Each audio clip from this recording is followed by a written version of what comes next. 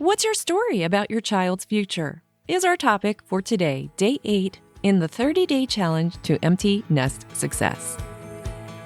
If this is your first time listening, know we are diving into the challenge content.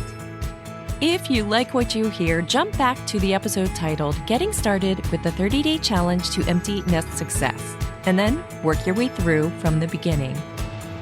Or visit EmptyNestSuccess.com to sign up for daily or weekly email delivery of this challenge. That will lead you to companion videos, additional journal prompts, resources, and more. Here we go. Hi, amazing human and beautiful soul. I'd like you to consider today the storytelling that you do about your child's future or your own future. Anytime we think, share, or talk about the future, we are in imaginary land, meaning we are creating something, telling a story that may or may not ever happen. How often are we telling stories that make us feel something other than really fantastic? Stop for a moment and take in that you have lived on this planet for decades, figuring out things as you go. You rise to challenges, and sometimes you don't, but you are still here and you keep going. Trust in yourself that if the future plays out in an unexpected way, that you'll have all the resources you need in that moment. Or that unexpected way could be a lovely surprise. Unless you are a time traveler, do you have a TARDIS? You aren't in the future. You may not be surprised that I have an analogy for these future story moments. Remember, these are moments where we are guessing what might happen in the future. Have you used Google Earth? There's that satellite view, and then there's an option to tap and get a street view style. There's a little person you can drop onto a specific place in a singular moment and look around.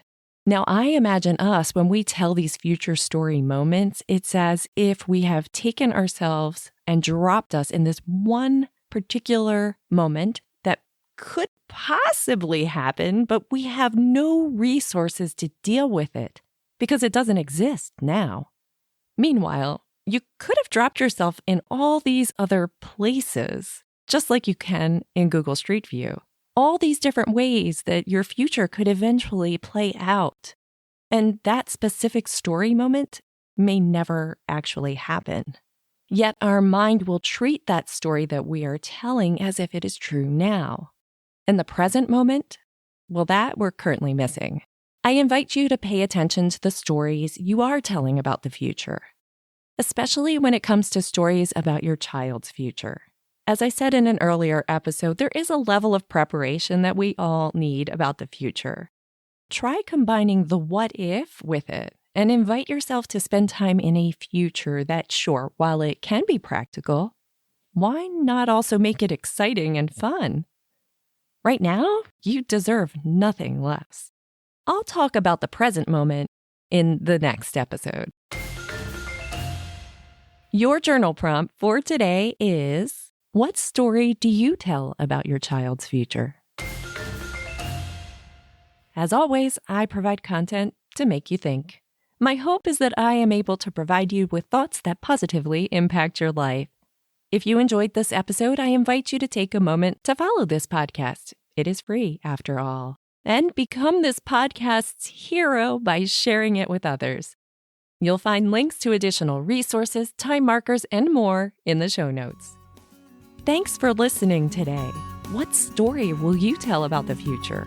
And don't you dare forget how amazing you are. Chat next time.